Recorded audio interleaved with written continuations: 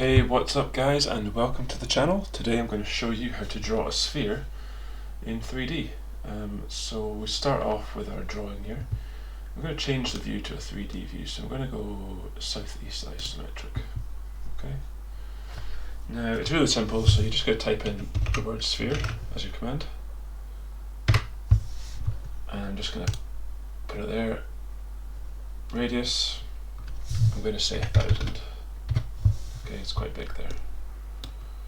Now it looks like it's just a wireframe at the minute, but if I come up here to the top in visual styles, I can change it to shaded with edges, and there we go. We have our sphere, and that's it. Thanks for watching. Please like and subscribe.